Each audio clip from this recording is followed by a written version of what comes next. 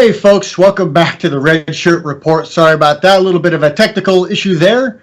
But for the sake of those who are just joining us, we're going to go back through what we were talking about earlier today. I am your host, Chris Clue Miller. And I'm Chris, the Game Case, a.k.a. Cuddles Case. So guys, we're going to dive right into it today. Call to Arms. We are 51 days out from Call to Arms. For those not aware about Call to Arms, it is our year-long fundraising effort that really funds our mission. This is how we get what we do done. We focus on two major days.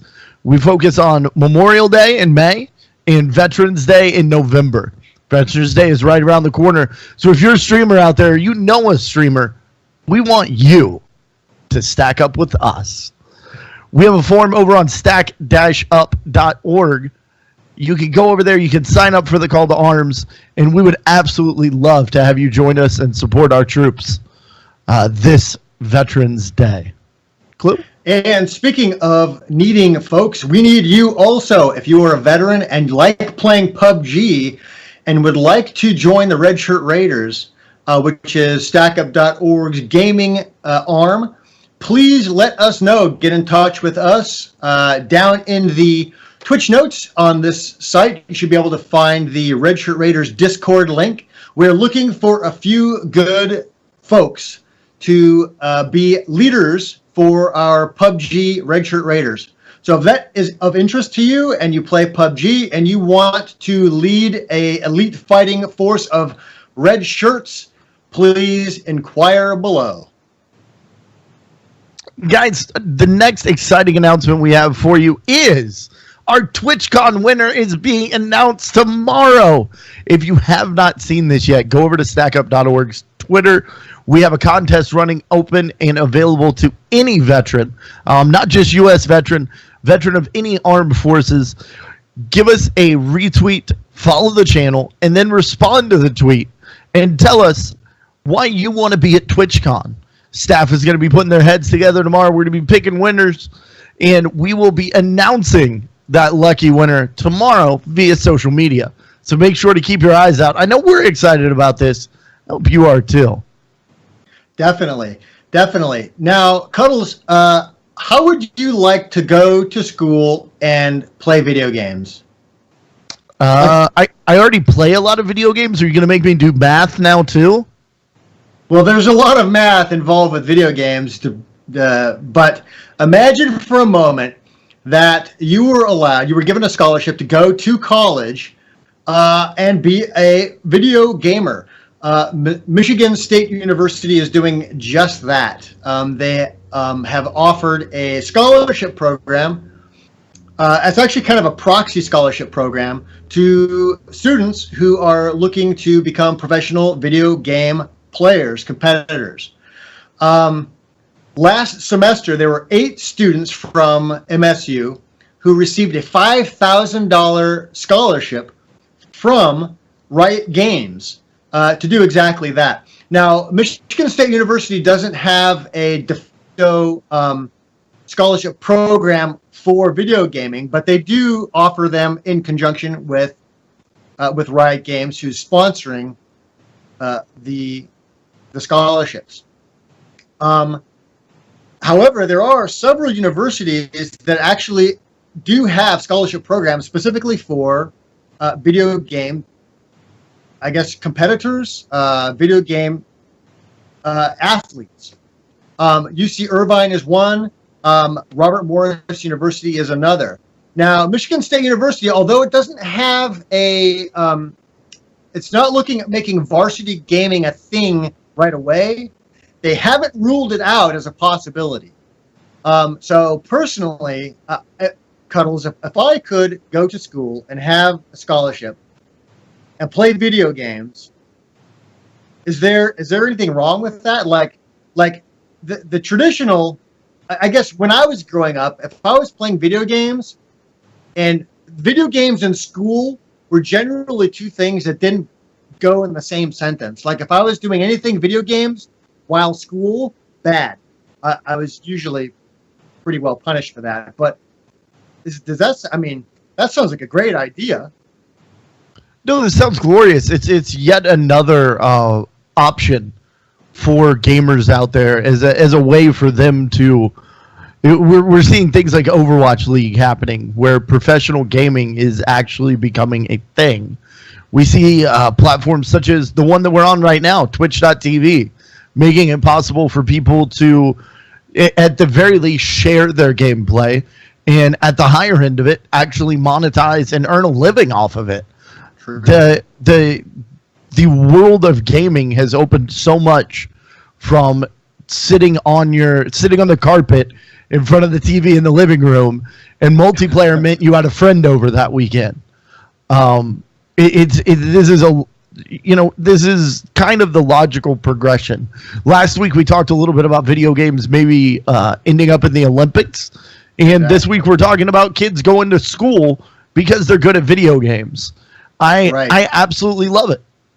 Now, the other thing too, and I think it's worth noting that scholarships in general aren't exclusivity, right? I mean, it's not, you're not going to school to play video games. You're going to school and you're playing video games, sort of like scholarships for the football teams, right?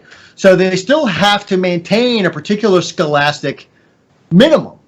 So they can't go there and slough off and expect to get their scholarship and their tuition paid and just play video games, and that's all they're going to do, right? So I think as an incentive, particularly, see, that's the great thing. So like Missouri State University, imagine if like Yale or like some of the Ivy League schools would do something like this.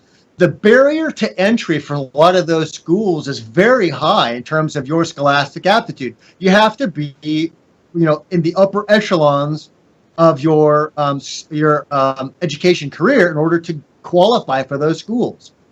Now imagine just the availability of video games, and if you're good enough to be able to have a scholarship to go to one of these Ivy League schools, or like Missouri State, or UC Irvine, it actually, to my way of thinking, it opens up another whole other set of opportunities for people who might not otherwise have that chance to go to some of these schools. Oh yeah, and something that people don't realize about many competitive gamers, as I've been privileged to get to know quite a few at various levels of the competitive gaming world, they're generally highly intelligent folks. A lot of the skills that folks want in the job market: problem solving, teamwork, the ability to coordinate with the team remotely, all of these things that are crucial and necessary in the job market are taught by video games. And it's much different than the guy playing Mario Kart in his house on his Super Nintendo, back when we were growing up. Now a lot of the organizational skills, the fundamentals of life are being taught through video games. There was actually, not to mention another article, but I will. There was an article, I believe it was in Forbes or the Wall Street Journal, about the benefits of hiring someone that was a raid leader in World of Warcraft. Because of the coordination and effort that goes into that. And that was actually something that companies look favorably upon these days.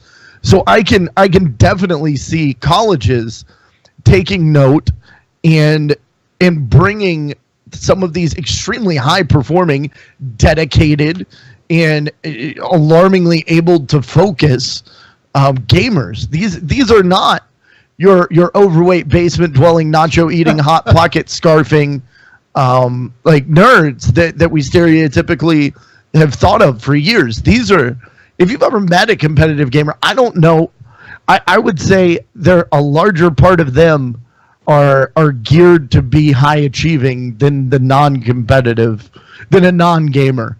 Just take it, like pull it out. These guys are already succeeding at something at a very high level. And oftentimes, whatever attributes you want to apply to someone, if someone is successful, it's because they're capable of being that. Well, and they're self-motivated. It's not like they've done this themselves, right?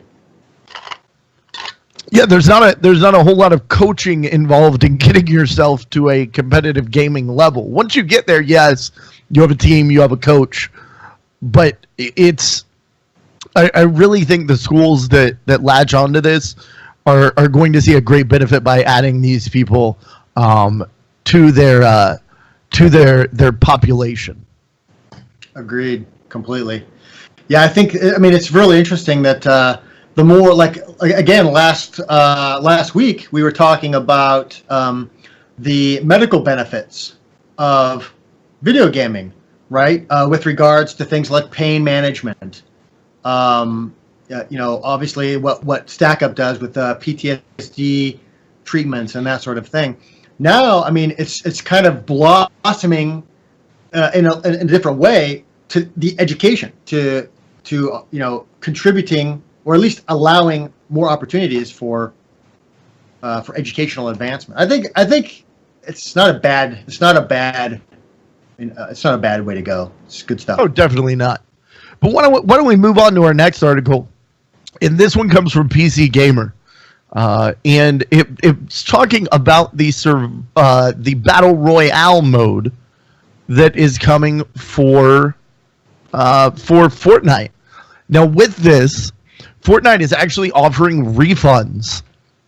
So if you paid to get into Fortnite and would like a refund, they will actually issue you a refund because their Battle Royale mode that's coming out starting on the 26th will be completely free. So that's right, September 26th, it's going to launch completely free of charge. Now, they have a bunch of stuff planned for this. They have some really cool stuff coming on.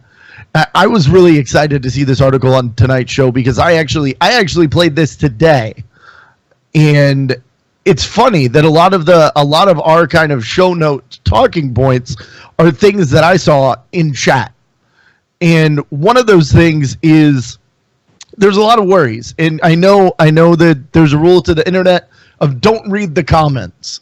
And folks, I encourage you, if you go look at this article, don't read the comments. Everything is burning down. The world is coming to an end. The devs are losing their focus on the single-player PvE. They're splitting up their attention. Why do we get more PUBG? This is all... Is this Clue? Is this all a bunch of hullabaloo? Or I don't know. Before you dive into that, I noticed something that was not in this article that I know to be a fact. The dev team that worked on this is not the dev team that is working on their main PvE game. A separate team was brought in from the outside, developed this, and with that little piece of knowledge, what are we looking at here, Clue? Okay, so given that little tidbit of knowledge, it just seems to kind of put to rest some of the commentary that you've mentioned. This whole separating or diversion of manpower or work hours during the day and that sort of thing. So if you have a separate team that's working on a particular feature, great, right? I mean, that to me that sounds like just the way you want to go about it. You want to keep your the team that's been working in particular on one piece of that functionality. So the PvE experience, you don't want them to be diverting their attention to doing something else or having to deal with a learning curve associated with doing a completely different piece of functionality on your game. So having two different development teams work on two very separate yet integral pieces of the same game is, I mean, that's the way you should do it. I'm not a big PUBG fan. I'm not a big PvP kind of guy. But just from what I've seen, kind of doing some of the looking at Twitch and some of the other people that are playing, I don't know what it is, but the cartoony sort of art style that is Fortnite makes it a little bit easier to get my ass kicked in it. I mean, I don't know if that's like a psychological thing or what, but I can't see that having multiple teams working on two different, pieces of technology for the same game. I mean, Where's the downside? I can't see it. So here's my thoughts on my question. For one, another team is working on it, so shush yourself about them. Just like Clue said, like it's these are not the people that are working on PvE. I had multiple people coming into chat going, "Oh, they've ruined Fortnite. We're never gonna get the game. They're not working on it anymore." Like that is just patently not true. It's okay. The Fortnite that you want, if you totally dislike this, it's still coming. It's slated to be released in 2018. Understand that it's a video game and it'll probably get delayed. I'm sorry. Outside of that, the more PUBG. That's the thing. Like, why are they making? Oh, look at them. They're just, they're trying to hop on the PUBG bandwagon. Newsflash, guys. Epic Games is a for-profit company that likes making like 4 or more profits. PUBG is the highest concurrent game ever played on Steam. It has more players, more views, more hype, more people playing this thing than anything that I can remember in my memory. And it would be, I don't think that this is silly of them. If anything, they're getting more exposure out there for their main game. Right. This is a great idea. There's currently 319,432 people playing PUBG on Steam right now. I would be disappointed in Epic if I heard that they thought about it and didn't do it. Right. Now, I have a little bit of personal experience. Like I said, I played this today, got my first Fortnite chicken dinner, whatever you want to call it. I'm still going to call it a chicken dinner. And it's super fun. It's very much the cartoony aspect to it makes it a little bit less stressful. You take it a little bit less seriously. Matches are a little bit shorter. The map is much smaller. The ability to build things like you can in the survival side of the game adds an entirely new, where you're seeing people loot. So they'll kill you, they'll walk up to your body, and then they pop 4 stone walls around themselves while they go through your loot. Like, it's the coolest little thing. Or people are building these stairways up to parts of the map that you can't get to. This is not PUBG. Is it a battle royale game? Yes. But guess what? So is H1Z1. DayZ has a mode. And it all harkens back to PlayerUnknown's Arma 3 mod. This is a good thing. It's true, but and it's also it's a natural progression of video game development to take an idea and basically steal it, but make it your own. You know what I mean? We've seen this everywhere. I mean, anywhere you look, you can find a video game who's taken aspects or features of one particular game and used it, and made it more of their own. MMOs did this from the very beginning. It only stands to reason that with the success that PUBG has seen, that somebody else wouldn't jump on the bandwagon and try to capitalize on some of that market share. That's just the way capitalism works. Yeah. And the way you make profit is by giving people what they want, right? But you're right, Fortnite, I mean, it has this whole building aspect. I was watching Danatage last night play. And there was like this basement or this attic in this house with a hole in the ceiling. He throws down a stairway and goes up into the attic and sits in the attic, and people come walking up the stairs just like a fatal funnel. So there's a tactic involved in that as well. So I don't see the problem. I mean, is it a ripoff? Yeah, but is it theft? No. I mean, it's gonna do what PUBG does, but it's gonna do it in its own way. But see, that's the thing. I want to stop even shy of calling it a ripoff. Like, this is what the entertainment industry at large does. I mean, come on, Star Wars. It's about a hero off to rescue a princess. It just happens to be in space. It's Mario rescuing Princess Peach, but in space. That's all it is. Everything is an iteration. It's still a better love story than Twilight. But no, there are no original ideas, folks. There just aren't. And this is a wonderful iteration on a current idea. Thank you, Epic Games. Well, and thinking of taking iterations and taking on, I guess copying or variations of a theme, here's an interesting little bit that comes to us from the United States Navy. For all of our naval folks out there, if there's any submariners out there, now I always get confused if it's submariner or submariner. But anyway, if you were on a submarine, there is a new technology, or rather an old technology. As it turns out, Virginia-class submarines have been using Xbox 360 game controllers to control their periscopes.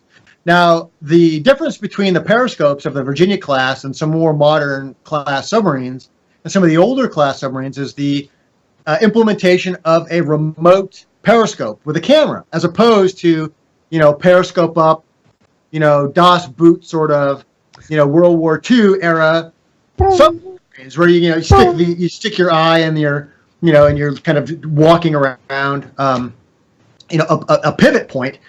Those days are kind of gone. And so the U.S. Navy has used Xbox 360 controllers to control these periscopes. And then here's the thing that'll get you, for all of you folks who are just adamant against the military industrial complex. A $36 Xbox controller has replaced a $38,000 joystick. And it's easier to use, according to the U.S. Navy. There's reduced training time. It's more intuitive to use. It's easily replaced. Now, this isn't the only place that Xbox 360 controllers or controllers like this have been used as far as military applications are concerned.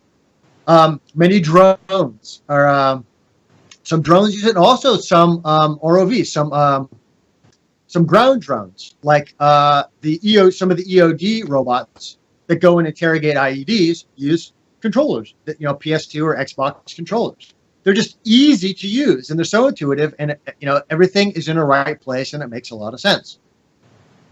So personally, I think that's a great idea, Cuddles. Where anywhere where you can A, reduce cost, B, standardize your equipment.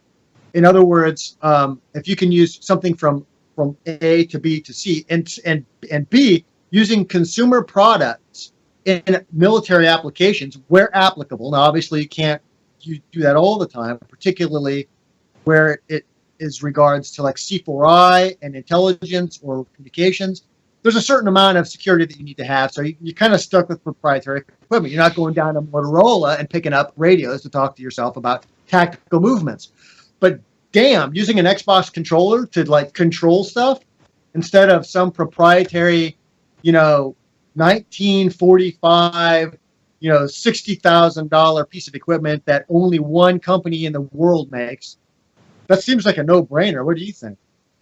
There was one line in this article that really stuck out to me, and I'm paraphrasing here, but journalists point out that using technology that war-bound millennials are comfortable with is a good way to cut training time, because you're not only I'm always absolutely blown away by how much the average U.S. military member, what their training cost is at the end of the day, which it is well worth it. I don't say that in thinking that it's too much or anything like that. The more training these guys get, the better. That's awesome. However, any way that we can, I don't want to say cut a corner because they're definitely not doing that, but any way that we can streamline that training and make it a little bit easier. Legitimately, anyone sitting in chat right now, I have an Xbox controller right in front of me. If you told me this stick controls that way, that stick controls that, then they're not even going to have to tell you that. You're going to sit down, you're going to play with it for a second, you're going to press each one of the buttons, you're going to see what it does, and you're going to go, all right, I'm good. As opposed to what probably, we don't get a description of this joystick, but I'm guessing it was probably like 3 feet wide and weighed 800 pounds and could survive, it could survive somebody banging on it with a hammer. But how much easier is it to just have a box full of these? Right. Well, that's one of the things the military contracts do in particular is they have mil spec, right? Which is basically the military has a specification that says if we're going to field a piece of equipment, it must conform to some specification. And generally speaking, and the sailors out here will understand this, if you put 2 sailors in a room with an anchor and you close the room off and you open it back up in 2 hours, they'd have broken the anchor. So you have to really, so that's where a lot of that stuff comes from, is you have to build it bigger, better, faster. But by doing that, it's more expensive, right? I have chucked this controller across the room. I've thrown it on the ground. Anger. I am an angry controller thrower. I have twisted it with all my might. Like, you remember the old Nintendo controllers? They were like the original mil spec back then. No doubt. Mine's still alive, yeah. And that's the thing. Gaming controllers are meant for raged out gamers, and I'm sure the Navy can find a way to break one. However, easy to replace. Again, at $39 instead of 38,000, how many? What? I don't math well, but that's 10,000 Xbox controllers. Right. That they can replace before they replace one of those. I think this is a great idea. And they later go on in this article to talk about Lockheed Martin, which Lockheed Martin does some incredible things that we never hear about. But they're talking about working with Xbox Connect, Xbox 360 controllers, touch tablets, Google Earth, all this kind of newer tech to help our military be able to perform their jobs easier, better, get trained quicker, and be a more efficient and effective fighting and defense force. And that is a lofty and wonderful goal. I, having never been in the military, cannot speak of this from personal experience. I'm going to use a anecdotal evidence from friends that are both currently in and are recently out. Our military ain't running Windows 10, guys. Like, that's a fact. They're not running around with iPads taking order. Like, your local restaurant is far more technologically advanced in some aspects than many, and now a lot of that is out of necessity. Proprietary software, security. They can't run Windows 10 because they can't have a day one exploit take out our entire subfleet. So there's reasons behind a lot of this. However, when they can do things like this, there's a picture in the article of some, I'm going to assume, officers. Forgive my ignorance of the decorations on especially naval uniforms, but they have them sitting around large touchscreen tablets with like maps and cameras and what you would expect at a tech company. And that's the thing. If they could build this stuff out for these guys and make it as good as what they're using now, this only helps our men and women be more effective, and that's something that should be applauded.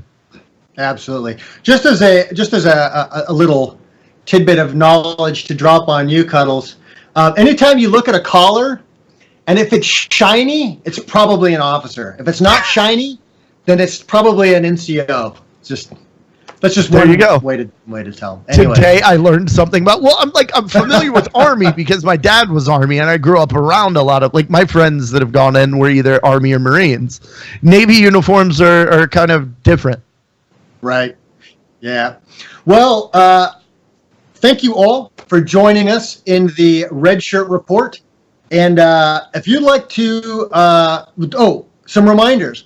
This Friday on this channel at 6 p.m. Pacific Standard Time, 9 p.m. Eastern Standard Time, join us for Stack Trek. Stack Trek is our role-playing group set in the Star Trek universe.